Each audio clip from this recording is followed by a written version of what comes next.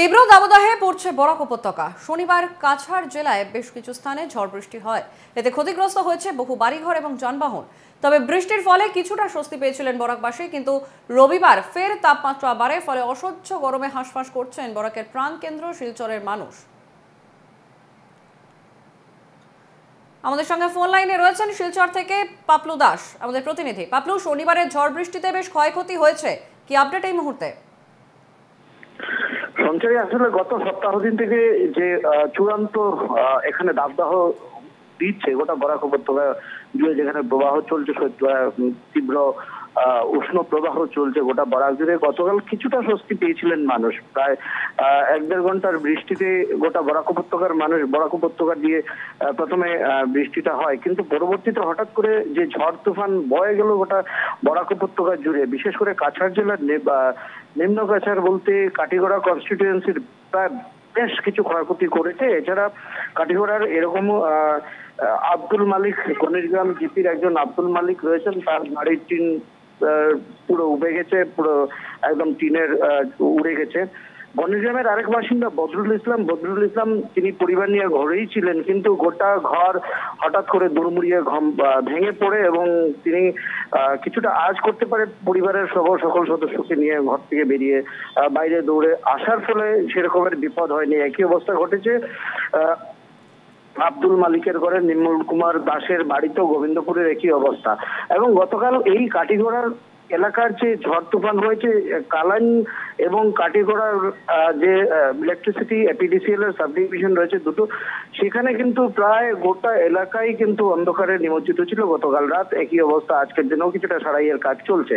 পাশাপাশি বেশ কিছু বাড়িঘর একদম বেশ কয়েকটি গ্রামে বিশেষ ক্ষতি হয়েছে। এছাড়া আমরা দেখতে পাচ্ছি ধলাই কনস্টিটিউয়েন্সি, সোনাই, লক্ষ্মীপুর, বরখোলা, উধারবন্দ, বিশেষ করে উধারবন্দ কনস্টিটিউয়েন্সির মধুরা ভিলেজে প্রায় পুরো ভিলেজটার একদম চূড়ান্ত ক্ষয়ক্ষতি হয়েছে। বেশ বাড়িঘর উড়ে গেছে, পাশাপাশি দোকানঘরগুলিও উড়ে গেছে এবং একটা অল্টো কার সেখানে একদম গাছ পড়ে।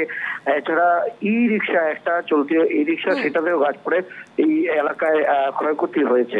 একেবারে পাবলু, আমরা দেখতে পাচ্ছি ক্ষয়ক্ষতি যথেষ্ট হয়েছে, ঝড় বৃষ্টিতে বেশ ক্ষয়ক্ষতি, সেই ছবিও আমরা চোখের সামনে দেখতে পাচ্ছি। কিন্তু এই ঝড় বৃষ্টির ফলে কিছুটা হলেও তাপমাত্রা কি কমেছে? কারণ আমরা যে পরিস্থিতি গত বেশ কিছুদিন ধরে দেখছি, তাতে অসম্ভব গরমে তীব্র দাবদাহে রীতিমতো নাজেহাল পরিস্থিতি সাধারণ মানুষের, রাস্তায় বেরোতে ভয় পাচ্ছেন মানুষ। সেই জায়গা থেকে এই ঝড় বৃষ্টির ফলে কি খানিকটা স্বস্তি মিলেছে আজকে?